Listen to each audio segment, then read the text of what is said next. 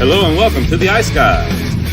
This is the show that takes you into the world of the National Hockey League. Every game, every day, from a betting perspective. With pro sports handicappers, Ian Cameron, Alex B. Smith, and various guests from the world of hockey and sports betting. And now, here's your host, Ian Cameron. Welcome to the Ice Guys, Saturday, May the 3rd. It's Ian Cameron with you, solo for now, but we will be joined in just a bit by both Alex B. Smith, who's on his way, as is Matt Robinson for a bonus Saturday guest appearance. How could we not reach out to Matt Robinson on a day where his Dallas Stars play Game 7 against the Colorado Avalanche? He'll be joining us momentarily as well. Ryan Robinson declined. And he said something very interesting. I'm turning my phone off. I'm not stressing this game. I'm not paying attention. I don't buy it. I call bullshit on that. I don't buy it for a second. What this bill of goods he's trying to sell. But that's what he said. So I said, you do you, man. But nevertheless, good to be here. What a weekend we've got coming up in the Stanley Cup playoffs. We've got obviously back-to-back Game 7s this weekend. And both series emanate from the Central Division. Dallas, Colorado, Winnipeg, St. Louis. Both of these series going 7 games. So hopefully an exciting weekend of Game 7 action coming up. Looking forward to it. Last night we saw Game 6 with Winnipeg and St. Louis. And I'm telling you what, it was a you talk about betting-wise, just nailing the shit out of one particular game. We sure as hell did that yesterday. Actually, not completely. We did lose the first period over. That was a bit of a disappointment. But other than that, I mean, pretty much everything else went exactly how we thought. We had St. Louis first period money line, St. Louis to get a goal in the first period, St. Louis to win the game, St. Louis team total over 2.5 for the best bet. I didn't trust Connor Hellebuck. 1-9 now in his last 10 road playoff starts. The goals against is approaching 5 now. It's over 5 goals against now after that performance last night. 800 save percentage. Absolutely just a mess on the road. And here's the thing with this game. St. Louis, they got the first goal. I think it was good that it was a goal. Sandberg, I think, had more contact with Hellebuck than Buchnevich, so I'm okay with that standing as the goal. But Winnipeg actually didn't play that bad of a period. And Hellebuck actually played a solid period. He made a great save with the paddle of his goal stick on a St. Louis power play when it was 1-0 Blues. Winnipeg gets that early first period goal. Actually was called off, but then they got a goal right after that to tie it up 1-1. And once it was 1-1, Winnipeg was coming on. St. Louis was on their heels for a bit. And I'm like, oh boy, you know what? Jets are really starting to take over the game. They might end this thing tonight. And then all of a sudden, it's like a fucking ton of bricks hit you on upside the head. That's what it felt like watching all those St. Louis goals that just absolutely they went bonkers in the back half of the second period. 2-1, 3-1, 4-1, 5-1, 4 goals in like a 10-minute sequence in the second period. And, the 2-1 goal, can't really fault Hellebuck. It was a great pass from behind the net, setting that one up. It's the third goal that was the killer. The Braden Shen goal, and I'm happy about it. It was a bargain bin, plus 450. Happy to see Braden Shen find the back of the net there, but he's got to have that. That's a soft-ass, weak sauce goal for a guy that is going to likely win the Vezina Trophy this year to give up to make it 3-1. It was the 3-1 goal. It's the one that gained St. Louis separation in that game. And from that moment, you could see it, and I'm sure Matt watching the game saw it too. Winnipeg sagged after that. You could see it. They just collectively, I don't want to say quit, but you could see the push was not there for the Winnipeg Jets after that 3-1 goal. They started to break down defensively, almost like, oh boy, Helly let in that soft one again. Guess we're going back to Winnipeg for Game 7 because they were awful defensively for a few shifts in a row. I don't know what the hell that clearing attempt was. It's one of the worst clearing attempts in the D zone I've ever seen in my life. On the 5th St. Louis goal. Shen's rimming it around the boards to nobody, apparently. St. Louis picks it off, and Toropchenko ends up making it 5-1.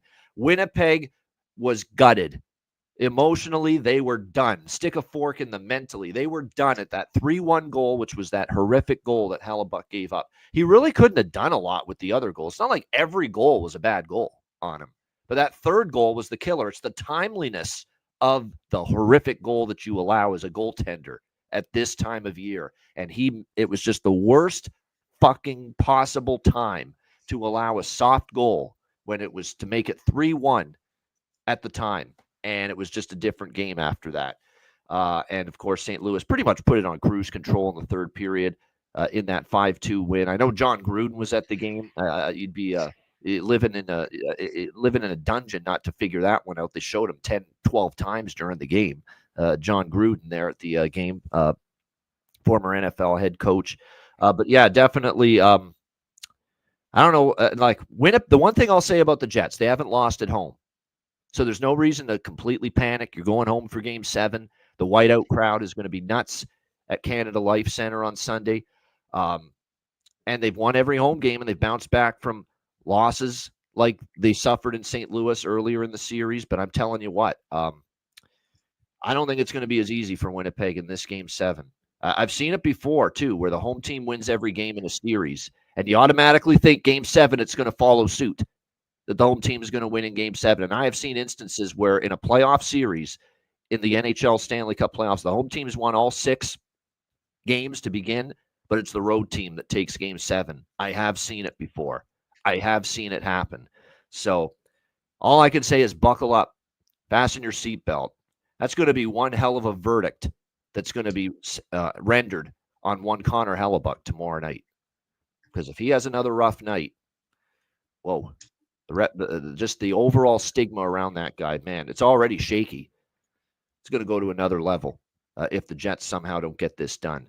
Matt, welcome in. I know you're excited, nervous, anxious. I'm sure all those different emotions with Dallas playing Game 7 tonight. But what did you think last night, Game 6, as the Blues win and force a Game 7?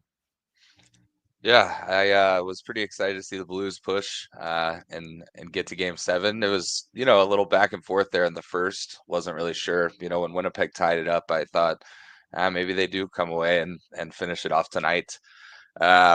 I think you're spot on with that third goal that Hellebuck gave up. I was sitting at a bar with my girlfriend having happy hour, and I go, "Oh, he's gonna want that one back." That's probably it right there. So,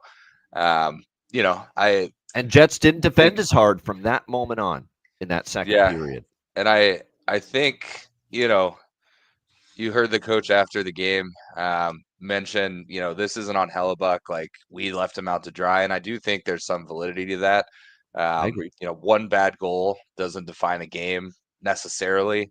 You see goalies give up a bad goal here and then flip the switch. But to me, it had a lot of vibes like Game 4 of the Stars Avs series, Game 5 of the Stars Avs series, where, once that second period ended, it just kind of felt like, in Game 4, it felt like Dallas was like, all right, we're going back for Game 5. Like, let's start thinking about that. And then in Game 5, it felt like Colorado kind of took their foot off the gas. There wasn't that like desperation push, and I think Winnipeg had a similar feeling last night, knowing they had Game 7 at home in their back pocket, rather than kill themselves trying to get through, a third period comeback of a 5-1 game. That's super unlikely. They just said, hey, let's kind of put ourselves in reserve and get ready for Game 7. So I think it'll be an interesting Game 7. I think, to your point, I don't think I'll hammer Winnipeg just because of the home advantage through the series. I think, I'll get into the Stars game here in a bit, but I think with Game 7s, anyone that says, hey, I know exactly what's going to happen in this Game 7 is full of shit, because it's not the case. It's, anything can happen in a Game 7, and I think we'll see that tonight and tomorrow. But nevertheless, excited for a Game 7. We're only getting 2 in the first round, so I think it's one of the best things in sports is a Game 7 in the NHL playoffs. So I'll be looking forward to both games. So compare the nervous, anxious butterflies in your stomach feeling, Matt, to Game 7 tonight versus Game 7 tomorrow night, Winnipeg, St. Louis. Probably not even close, right? Yeah, I mean, I will say, when it comes to Game 7s, Dallas could win tonight by 4 goals. Dallas could win in double OT. Colorado could win in double OT, or Colorado could win by 4 goals. It's almost less nerve wracking than maybe like a traditional elimination game, just because it's one game. Whatever's going to happen happens. If Dallas is down 3-2 in a series going into a game 6 and they don't play well, you're like, they didn't have the fight. Nothing matters that's happened through the series. Both coaches have complained about the refs at different times. There's been fluky goals on both ends. But again, when the puck drops at 5:00 my time tonight, none of that matters. And, who knows what's going to happen. So, I already see in the chat people saying, "Oh, it's for sure the Avs. Dallas isn't winning by." They don't fucking know shit. So, it's going to be a toss up what happens tonight. And again, if you say, "Hey, the Avs are definitely going to win tonight," you got a 50% chance of that happening, and then you can feel good about yourself. But I think anybody that is on one side, it could be the same for there's a lot of Dallas fans that think because Pete DeBoer is 8-0 in game 7s that Dallas is going to win tonight. I don't think that means shit either. So I'm just excited to watch game 7 hockey. What else can you ask for? Yeah, somehow, some way, I don't care what he's telling us in our chat texts back and forth. Little Ryan Robinson will be tuned in and ready to rock tonight at 8:00 p.m. Eastern time, 5 p.m. Pacific for Game 7. You can write that down. None of that nonsense that he spewed, I'm believing for 1 second. Not buying that bill of goods. Alex, welcome into the show. Your thoughts here on last night? Obviously, wow. I mean, I certainly expected St. Louis to win, but I didn't think it would be a carbon copy of just things just unraveling for Winnipeg like they did in Game 3 and Game 4, but yet it happened again. Yeah, and it's crazy. It's to the point now, and it's funny. I went out to grab some food last night and ran into a random person wearing a Winnipeg Jets hat. I was wearing the Jets jersey that I had on the show yesterday. And that was at the point where he's looking, he's like, "Do you see the score?" I go, "Yeah, it's 4." He said 4-1, and I looked at it, it's actually 5-1, and they've now pulled Hellebuck in for Comrie at that point. And I said to him, I said, if Winnipeg wins Game 7, which is entirely possible because they've won every home game so far, you have to, if you're Scott Arniel, think about playing Hellebuck for home games only and maybe going to Eric Comrie for the road games. It's something we've never really quite seen before in the playoffs, but if you are able to survive this series, you have to legitimately think about that. For whatever fucking reason, Connor Hellebuck cannot play playoff hockey outside of Canada Life Center. So you have to approach it as such. If you're the Jets, don't blow this opportunity. You go back home for Game 7, but if you win here, this better be the last start we see from him until you're back at home. And then you have to ride with Comrie, for as much as I've ragged on him, cruise control, but he did give up no goals when he came in, shut out in the third period for him. Yeah, so he made some good saves, actually, a couple at least. Yeah, it's something you legitimately have to look at if you're Winnipeg, but obviously you have to play a full complete game in Game 7 to even get to the point of having to ask that question, because we know how St. Louis is. This is a cat with a 10th life essentially. And they play hockey as such. They've been playing this kind of playoff hockey for now it's the 3rd month. They know what it takes to win a Game 7, and it's going to be a hell of a battle. But like I said, the home ice has been important throughout this series, so maybe it does hinge with Winnipeg. But like I said, that's got to be the bigger question now. If Winnipeg, number 1, win this game, but number 2, what on earth do you do with Hellebuck in these road starts should you advance to the next round? Yeah, I haven't heard that theory yet, honestly. But my goodness, it's the first time I've heard anyone float it out there. Like, there's no one on television, there's no one, on local radio or any media members that I've heard suggest something like that. Connor Hellebuck starts only the home games for the rest of the playoffs, but 1-9 is damning in your last 10 road games. That's the record. 4 straight goals. Record. Yeah. 4 goals or more allowed in 7 straight road playoff games. Yep. So maybe it's something you got to consider. Yeah, it only makes sense. Based off of that trend, it only makes sense. And last I checked, you have a hard time winning games at any point in the season, especially in the playoffs, if you're giving up 4 goals a game. And obviously that's now 7 straight road playoff games that's happened for Connor Hellebuck. No question. So that's some kind of watch tomorrow night. That whole series has been just, intense. It's been one of the most hard-hitting physical series of the first round, too, the Blues and the Jets as well. And like I said, it's almost fitting that it goes 7. And we will see that unfold tomorrow night, just as we will see a Game 7 unfold tonight at the American Airlines Center in Dallas, Colorado, Dallas. Colorado minus 165 road favorites. This price has just kept climbing and climbing and climbing on the Colorado Avalanche here in Game 7. The total 5.5 shaded to the under. Now the total's gone down from 6 to 5.5 for this game. This winner-take-all Game 7, which will be televised. It's ABC gets this game, of course, because they were scheduled to have something tonight at 8 p.m. Eastern, and because it's the only game going on tonight in the NHL Stanley Cup playoffs, ABC will get it in that primetime slot at 8 p.m. Eastern time with Sean McDonough, Ray Ferraro, and Emily Kaplan. So that's what we've got here tonight for the Avs and the Stars, Game 7. Let's start with this. Which team has controlled the flow more in the series? Which team has probably carried the play a little bit more in the series?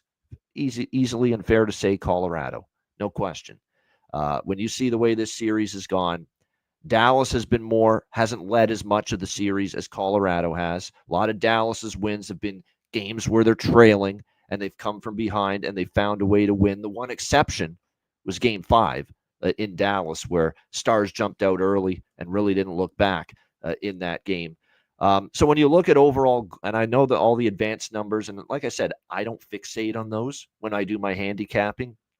I try to keep it more old school, bare bones, nuts and bolts. Advanced numbers are great, but actual goals to me matter. Actual scoring chances matter. I know the advanced numbers are goals expected, goals share, Corsi, and all that stuff. And yes, I look at it with every game. I look at it, but I do not, make it the core foundation of how I make decisions with betting each game. Simple as that.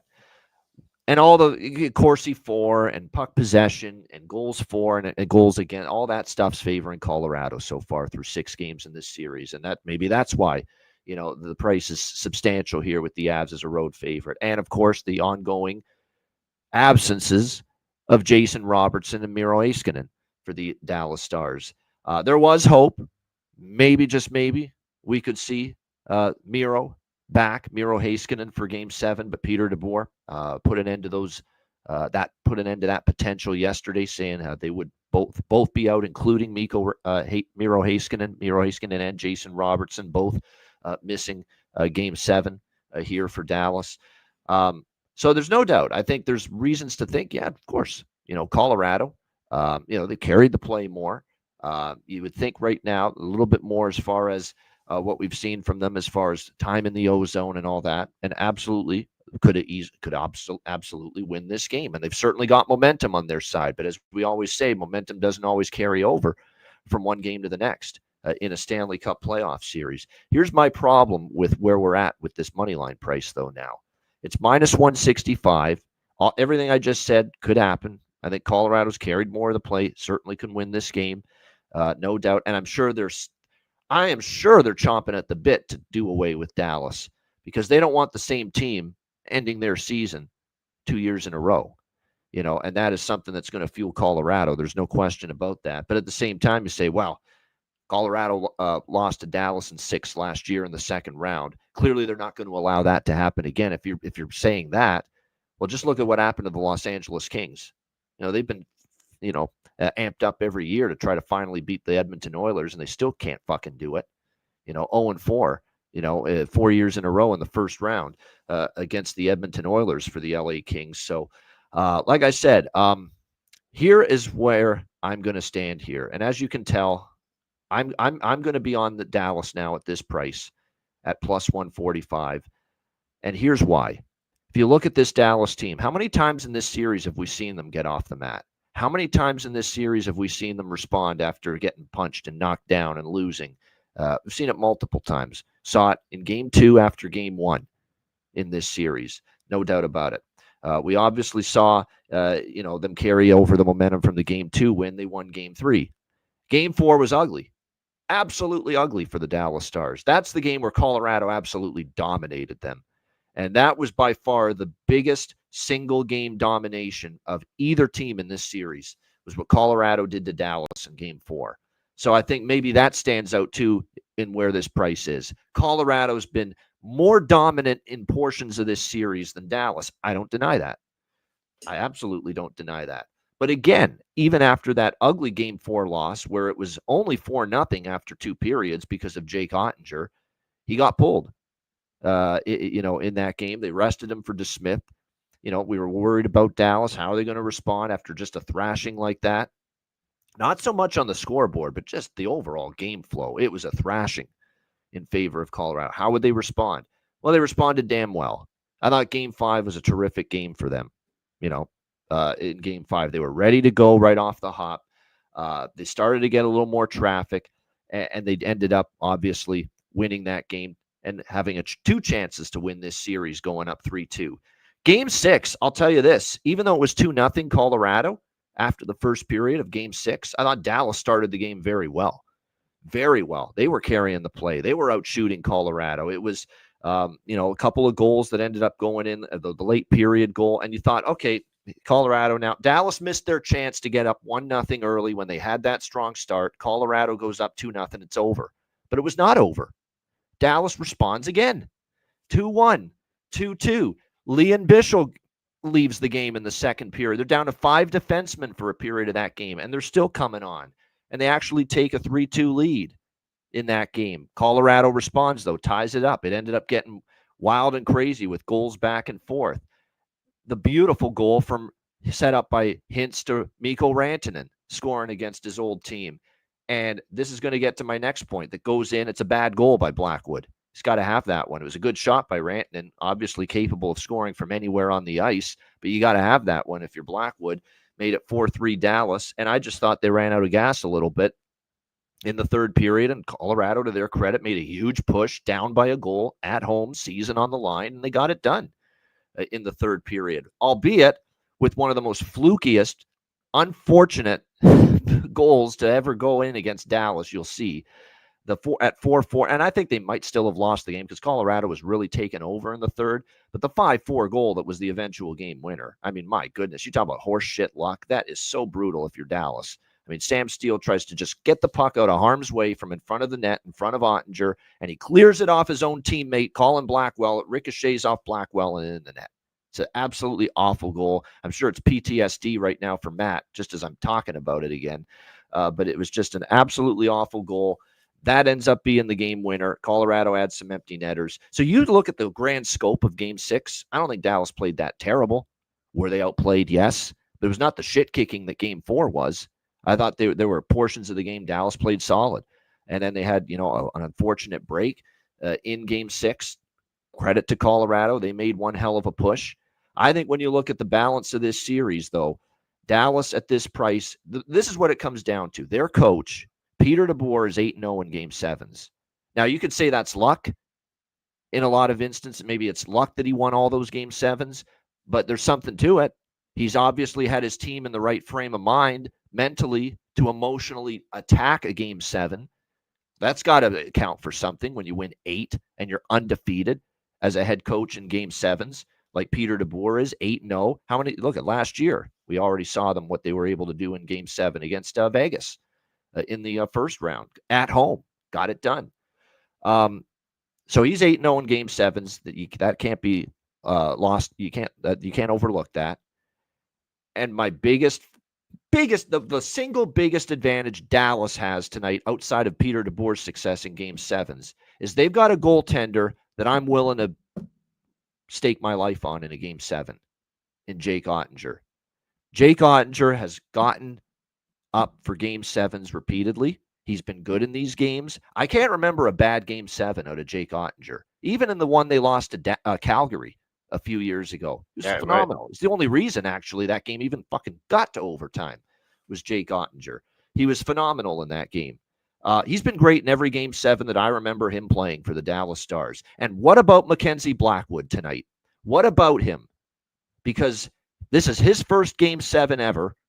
This is a guy that is playing, in my opinion, Mackenzie Blackwood. He is playing worse, not better, as this series goes on. He is playing worse, not better.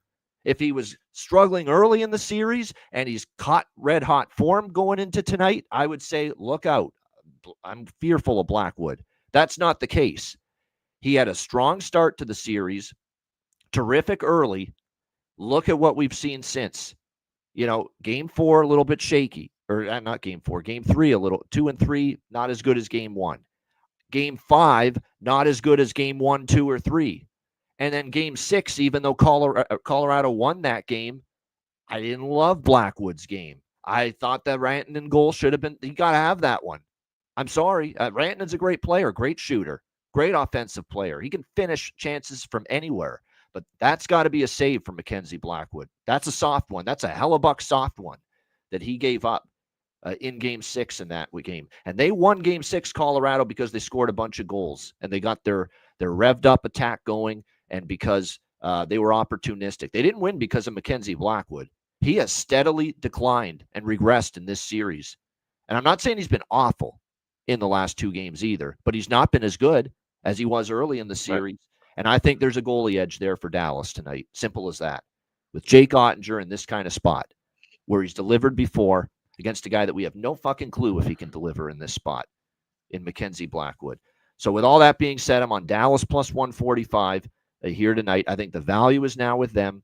I'm going to go with my game 7 same game parlay. I'm bringing that back I'm taking that out of the drawer. Remember we mentioned this last year because I actually think this is a lower scoring game. Dallas has a trend of lower scoring game 7s. I don't think Jake Ottinger is going to give up a ton of goals tonight because his game 7 record's very solid. I'm going to go with a plus 2.5 puck line on either side. I've done this before. I mentioned it last year, I remember, on our playoff shows. Colorado plus 2.5, Dallas plus 2.5, parlayed with under 6.5. And you can get that at even money. I wanted to go under 7.5 just for a little more insurance, a little more comfort, but it was minus 160. It was just a little too pricey at under 7.5. But under 6.5 with Colorado plus 2.5 and Dallas plus 2.5, because a lot of these game 7s, I mentioned this last year too, guys, 1-goal games, 2-goal games. You don't get a lot of blowouts in a game 7. You really don't. It's tight games, close games. That's why the plus 2.5 goals on the puck line, both sides. This has been a same game parlay that's worked for me with these game 7s. So I'm going to bet that pregame as well. Colorado plus 2.5, Dallas plus 2.5, under 6.5, plus 100. Same game parlay here in this one, plus the Dallas money line. I want to see what the flow is as far as live stuff. Maybe I bet a total live or a side live, depending on a money line live, depending on how the game is going. But for now, pregame, those are the main bets for me. Dallas plus 145 and the SGP. Alex, your thoughts here. Game 7, we're all amped up for it. Colorado, Dallas. Yeah, it should be a fun, fantastic game, just like this series has been. But you make great points, especially about Mackenzie Blackwood. And I don't know if I even mentioned it during the series preview of this, but you look at Blackwood's stats against Dallas before this series; they were not good. 0-4-1 with a 3.60 goals against average of 902 save percentage. Like I said, he looked fantastic in game 1. And like you said, he started to grow and build, and we were seeing like, wow, maybe he could be the guy that could steal this series. But now he's just kind of regressed. Not that he's playing poor form, but he's regressed to his average self, which we know average Mackenzie Blackwood is not the kind of form you want in a game 7 of the playoffs. And that's, like you said, where the edge lies, where a goalie like Ottinger gets stronger as the series goes on. That's why he's a top 10 goalie in this league, because that's a characteristic of a top 10 goalie. As you play in a playoff series where teams do start to get the book on you in some ways, you make adjustments toward those teams. So it's a big edge toward Dallas and the goaltending edge.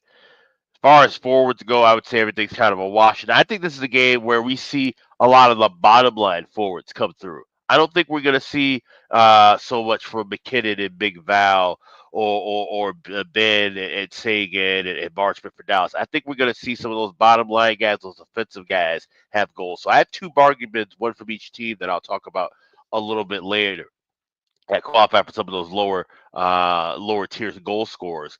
But this is one where I think we're going to see kind of a slow game. If you like either side, I would use that BetMGM parlay. Avalanche to win and under 6.5 at plus 140. You get plus 240 if you like the Stars to win and go under 6.5. Because of what I have tied already with the series, I'm going to cash a plus 200 because the series went 7 games. I'm either looking at plus Let me bring it up here. Either plus 380, plus 450 if Avs win, or plus 500 if Stars win. So I'll be sprinkling a little bit on under 6.5, looking for a goal early in this contest live. And then, like I said, I have my two bargain bids later on. Whoever wins this one, I would like to personally see Dallas win this thing, but we know Colorado can battle back. I think this is going to be a fun one back and forth. And like I said, it's going to wrap with the series bets and then go about two bargain bids later on. Oh yeah, Dallas to score in the first period. I'm on that. I don't like it as much though. I feel this could be tight. I feel this could be low scoring. At 0-0 even in the first period wouldn't shock me, quite honestly here. But I'm going to So we take can it. play it live? Strong. Yeah, it could play it live. It's minus 120, minus 125 pregame. Dallas to score in the first period. So I'm going to sprinkle on it now. Can always add it at plus money if it stays scoreless in the first period. It's been very strong though. You know, the first period goal for the losing team of the previous game. Talked about it all throughout this first round. I think it's 23-10 now. It's like it's really strong.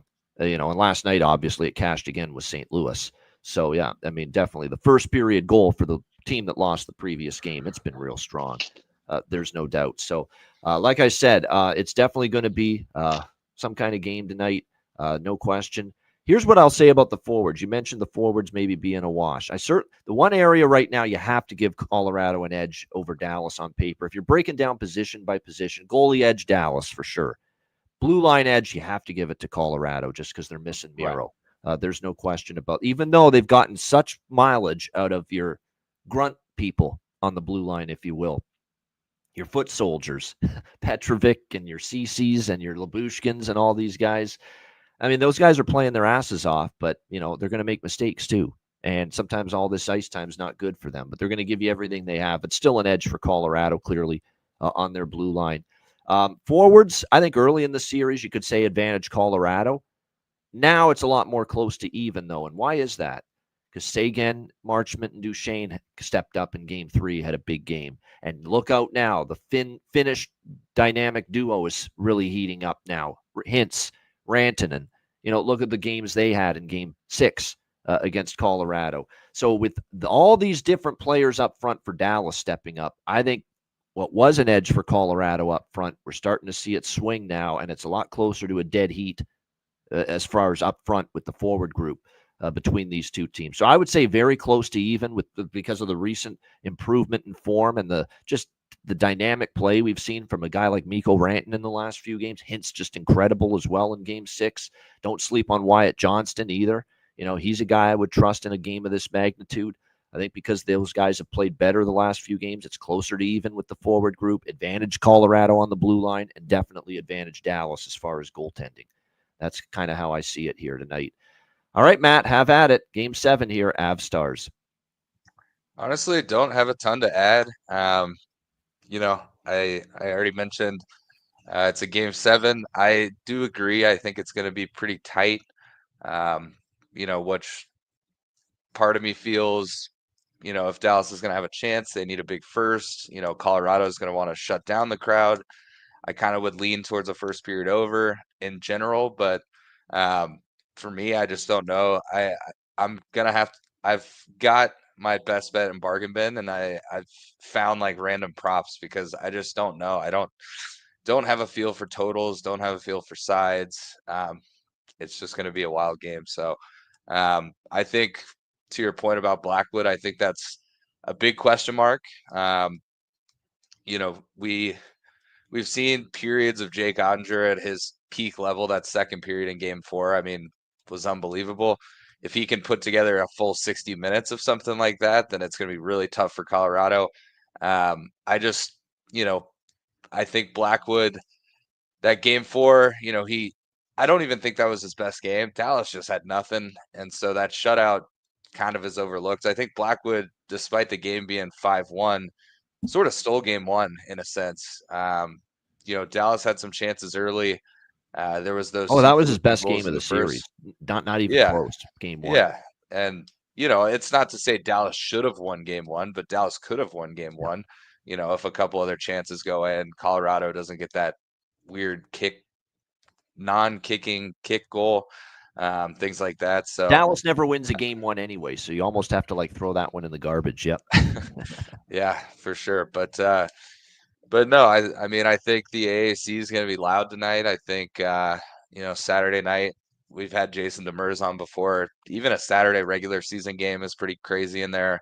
People like to get out, do stuff during the day, and then come in after a few drinks. And I think it'll be that times a few tonight, given the magnitude of the game. Matt's confident. He told me already, Matt. He's confident that building is going to be rocking tonight. Yep.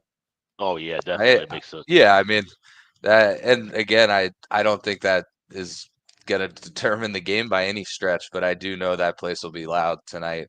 Game 7, can't ask for anything better than a Saturday night. People don't have to work tomorrow.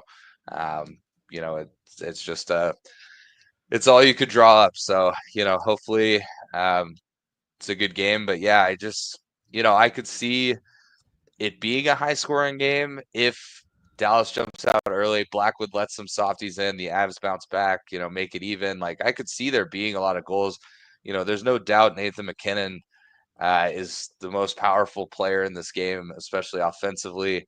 I think, to your point, of the thing that Dallas has is they've got kind of 3 first lines, where I don't think that Colorado has that depth, but I don't think anyone that has a brain would argue that MacKinnon is the most, potentially electric player in this game. So, Dallas could take an early lead. MacKinnon can kind of put the team on his back and make it a game. So I imagine that that'll be Dallas's focal point is, hey, if we can score some goals and we can shut down MacKinnon, we've got a good chance to win this game. If we don't do either of those things, it's gonna be tough to win this game. So yeah, I'm just excited. I'm just gonna take it in as a fan. I think, to me, if Dallas does end up losing this game, the bummer won't as much be just specifically this game. It's a sudden death series, if you will, with a game 7. I think the bummer to me will be, watching the second round, knowing that had Dallas got through, had Miro come back, had Robertson come back, this is obviously a really special team. I think, the Avs are the It's going to team in the suck. One of West. these teams is going home in the first round. We've said that Yeah, all along. Yeah. And I know I saw somebody in the chat mention, if you like the Avs tonight, take them to win the West. I don't disagree with that bet at all. I think whoever wins this game has a really good chance to win the West. Some people say, oh, they have to go through the gauntlet. It's going to make it harder for them. I just think these are 2 of the best teams in the league. And it is unfortunate that it's a series 1. It's awesome that it's going 7 games, because what else could you ask for? But yeah, one team will go home, one team will move on, and we will know that hopefully in the next 11, 12 hours. You never know, maybe we'll get a couple free periods of hockey. You may need more than 12 hours to find out. Maybe it's one of those 5 overtime nights like Pittsburgh and Washington or Philly it was in the 2000 playoffs. I remember. Yeah. Where it was that game kept going. I think Keith Primo won it in that overtime game, if I remember. That's 2000. Yep. It's like 25 years ago. Yeah, it was just went on forever. Maybe we're gonna have one of those games. And because of the way Ottinger can play in a game. By the way, Ottinger in Game 7. This is what factored into why I think plus 145. I'm cool taking a shot with Dallas here. 2-1, 1.54 goals against, 956 save percentage for Jake Ottinger in Game 7s. That's pretty damn good. You can't do much better than that. 1.54 goals against, 956 save percentage. The only loss was Calgary. And what did he face? Like 50 shots that game? I think it was 67 shots. And more than that, yeah. The crazy thing is it was going into OT, the shots were like 62 to like 14. And Dallas had scored some weird power play goal to make it, tied. And in overtime, Sagan hit a post on a backdoor shot. Like, Dallas could have won that game, and they had no business being in that series to begin with. But it was because of Jake Ottinger, and then the final goal was scored by Johnny Gaudreau, if you remember. So obviously, I know Johnny Gaudreau. One of his many highlights during his time in the NHL. So I know all the video tributes for him after he passed away. A lot of them had that goal in the playoffs for Calgary against Dallas. Yeah. And rightfully so. That's probably one that, as an American-born goalie, Jake Ottinger, at this point in time, is probably okay giving up. looking back. I think now he's like, you know probably, what? Yeah. Exactly. Yeah. I He's think not I too- think I'll he's live. not I as think upset. I'll get on with life. a different aspect of that goal. Yeah. Yeah, for sure. No doubt. No doubt. This is probably one of the games too that tread lightly with props, because, like I say, game sevens historically are low scoring. I mean, they really are. I mean, just look at Dallas last year. Game 7 against Vegas, it was 2-1. For Dallas in that game. Like I said, it's just, you don't want to be peppering point props, goal props, and assist prop bets if you're going to have a game with like 3 or 4 goals max in it, which is potential. I'm not saying for sure it will, but more often than not, it is that way in game 7. Yet that being said, I will talk about, some streaks here. Devon Taves, a 3-game point streak. I actually think Devon Taves to get a point still worth a shot. I mean, it's plus money. And he's been involved in the offense from the back end for them. Lehkonen and Rantanen, McKinnon, Wyatt Johnston, Rope Hintz, and Marty Necas, they're all on 2-game point streaks coming into Game 7 tonight for their respective teams. McKinnon with a 3-game goal streak. Lehkonen, Rantanen, Hintz, 2-game goal streaks for all of them going into this one tonight. Mason Marchment has gone over 1.5 shots on goal in 4 straight games for the Dallas Stars. So he's been shooting the puck. So there's a shots on goal prop you could consider. Makar's gone over his shot prop of 3.5 in 3 straight games. Harley has gone over 1.5 shots in 3 straight games. Rope Hintz has been shooting it a little bit more now. 2 straight games over 2.5 shots on goal for him. The ones I like in a game like this are the blocked shots. Blocked shots are a key integral component of any Game 7. There's no question. And Thomas Harley has gone over 2.5 blocked shots in 3 straight games for Dallas. Ryan Lindgren for Colorado has gone over 1.5 blocked shots in 3 straight games. Esa Lindell, now believe it or not, he's not been auto to go over 2.5. He's fell under that number a few times in this series, but I still think he's worth a bet. That could go up tonight in a Game 7. So Esa Lindell, I think over 2.5 blocked shots could still be worth a look here. I do have a bargain bin special still tonight. I haven't mentioned it yet, but I will mention it obviously when we get to that segment for sure. All right, there you have it. Shout out to everyone in the chat. Hit the like button. We appreciate it very much. Cannot wait for Game 7. Of course, we'll be back tomorrow, same time, noon Eastern, and we'll preview Game 7 between the Winnipeg Jets and the St. Louis Blues. We don't have a betcast date yet. We're going to wait to see what the second round schedule layout looks like this week, but we will have another Patreon exclusive Stanley Cup Playoffs live betcast this week, date to be determined. So make sure you sign up so you don't miss this one. You're not going to want to miss this one if it's as profitable as the one on Thursday was. That was just amazing. All those live bets, those live overs in the 2 late games hitting. So make sure you sign up. $10 per month at patreon.com/Ice Guys. Goalie charts, totals charts, our daily betting card, sides, totals, player props, posted each and every day, plus access to all our Patreon exclusive live betcasts for the remainder of the Stanley Cup playoffs, and there's plenty of them, many more still to come. So make sure you sign up. Your subscription goes a long way to supporting the show. $10 per month, patreon.com/Ice Guys. Also, check out the Ice Guys store, iceguys.myspreadshop.com. Starting tomorrow, so after midnight, you'll be able to get 25% off for the next 4 days at the store. That's the big sale that's coming on up. So put things in your cart now, and then after midnight, that 25% coupon will be available. You'll hit redeem, and then go along with your checkout. So 25% off starting tomorrow for the next 4 days. That's at iceguys.myspreadshop.com. Make sure you check it out, all the great gear and merch. We got some Robinson gear as well and merch in the store as well. So make sure you check that out. Yeah. Support the boys and our favorites here. Matty Robb and his younger brother Ryan, who will be watching that game, contrary to what has been told. So looking forward to checking out the merch and the gear there. iceguys.myspreadshop.com. All right, bargain bin special of the night and best bets coming up in just a moment, right after we hear from our great Ice Guys sponsors.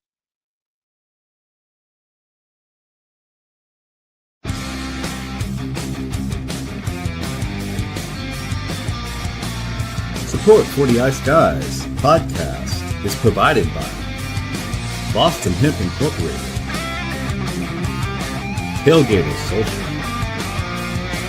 and a big thank you to all that subscribe to the Ice Guys Patreon page.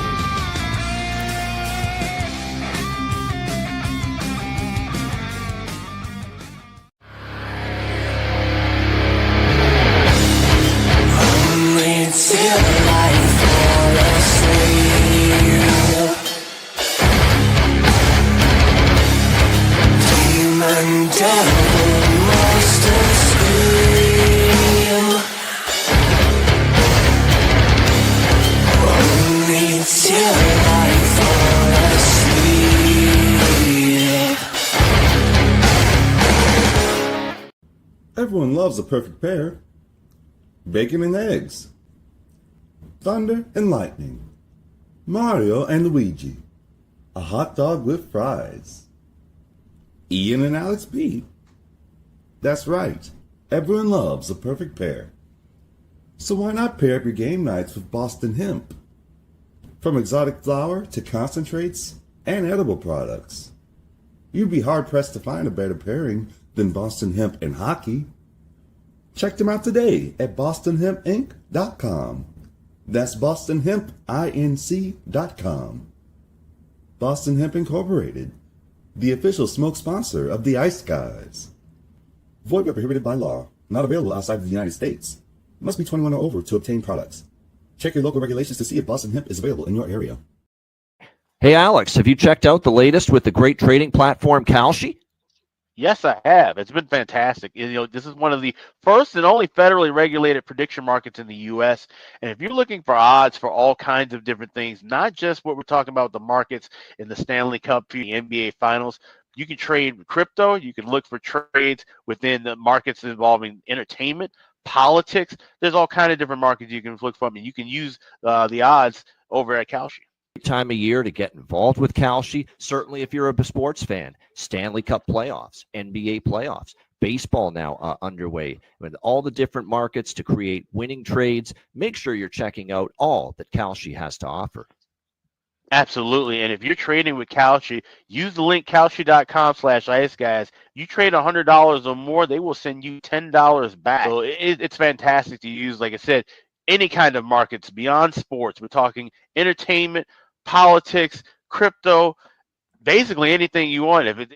So make sure you sign up, kalshi.com/iceguys. Note that it's live on Robinhood and available in all 50 states, making it the first legal place to trade on these kind of events nationwide. Check it out, kalshi.com/iceguys.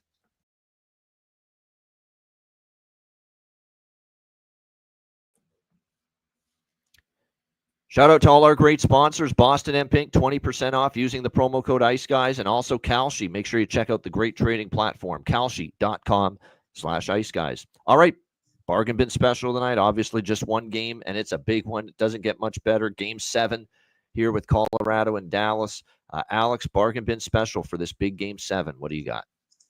Yeah, so I'm going with, like I said, a goal scorer from each team, and I believe this is going to be a game where we're going to see some of those, secondary players kind of chip in. So starting off first with the Dallas Stars, I'm going with, he's been a bargain bin favorite before, Esa Lindell to get a goal. You get plus 1,300 on him at FanDuel.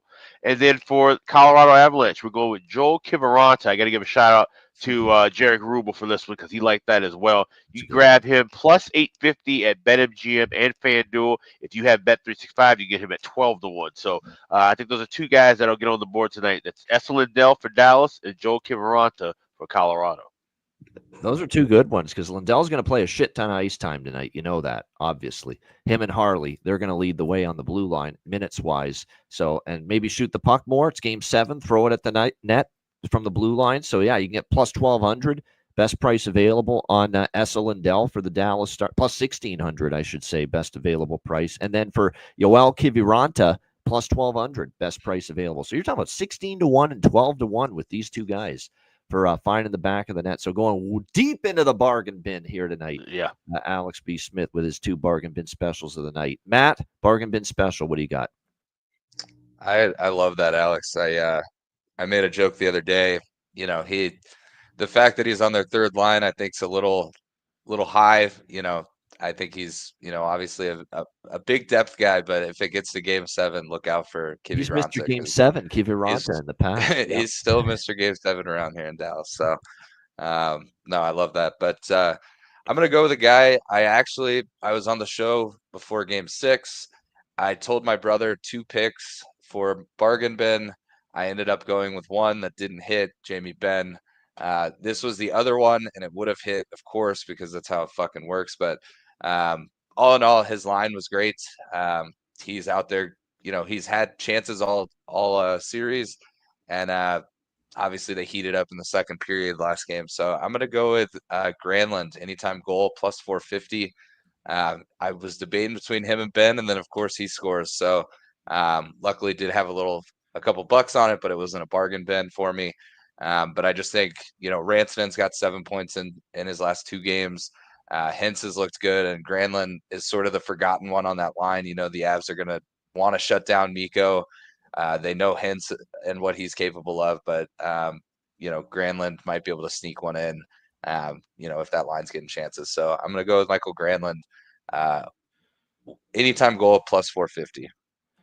All right, Michael Granlund for the Dallas Stars, plus 450 for Matt Robinson with his bargain bin special of the night. My bargain bin special, I've got one for each team as well. Brock Nelson for Colorado. He's been in a lot of these before. Long series, game 7s, all with the Islanders, of course. This will be his first one with the Colorado Avalanche. But plus 500, he's a guy that's played a lot of these game 7s. I'll take my shot there with Brock Nelson for Colorado, plus 500. And for my Dallas Stars goal score, and it's a goal scorer prop as well, it's not quite the value you're getting with Esa Lindell, but it's the guy that's also going to play a shit ton of minutes, and he's been one of my favorites, and I love how his games come together and everything that's been asked of him with Miro Heiskanen out, and he has done yeoman's work. I know he's had his rough moments too, defensively every now and then, but you can't ask for much more. This guy's laying it all out on the line every night. He's given it his all. He's been great. He can shoot the puck. We know the offensive instincts that have grown in him from the back end. You know what I'm talking about. Thomas Harley for the Dallas Stars, plus 700 at FanDuel. So there you have it. Brock Nelson, plus 500, and Thomas Harley, plus 700 for my bargain bin specials here for Game 7, Colorado, Dallas. All right, best bets. Alex, what do you like for best bet? Yeah, so like I said, I kind of tossed this one around, and this will be something I do add, even though I have my positions where I'll be making more money either way, regardless of who wins the series. But I'm taking a small shot here with Dallas to win and under 6.5. That's plus 240 at BetMGM. I do think this could be a game where we see some goals, but then it kind of slows down a little bit. And I'm going to roll with Dallas to take care of the business at home and advance to the second round. So Dallas Stars and under 6.5, that BetMGM parlay plus 240. That'll be my best bet. All right, good stuff. Matt is low volume with betting here in this game, but if you had to make a best bet here for tonight, Matt, what would you get? What would you have? Again, don't have a good feel for sides or totals in this one, but I did find something I like. He had 2 assists in Game 5, 3 assists in Game 6. Will he get 4 assists tonight? Don't give a shit. Just give me Mikko Rantanen anytime assist, minus 110. I just need one. He's been hot lately. That line's rolling. I expect him to have a big game. Regardless of the outcome, he wants to win this one. So Mikko Rantanen anytime assist tonight. I'm seeing it at minus 110 on BetMGM. That'll be my best bet. All right, there you go. My best bet, keeping it simple. The value's on Dallas. Win or lose, I like it. Plus 145. Give me the Dallas Stars. Game 7, plus 145 for my best bet here for this Saturday card. Shout out to everyone in the chat. Hit the like button. We appreciate it very much. Can't wait for Game 7. We're back with you tomorrow to tee up Blues Jets Game 7. A reminder, the Ice Guys is live 7 days a week, Monday to Friday, 2 p.m. Eastern. Saturday and Sunday, noon Eastern. If you can't watch the show live, download the Ice Guys podcast in audio form on all major podcast platforms. For Alex B. Smith and Matt Robinson, I'm Ian Cameron. Have a great Saturday night. Enjoy Game 7 of the Avs and Stars, and we'll be back tomorrow on Sunday, noon Eastern, for another edition of the Ice Guys.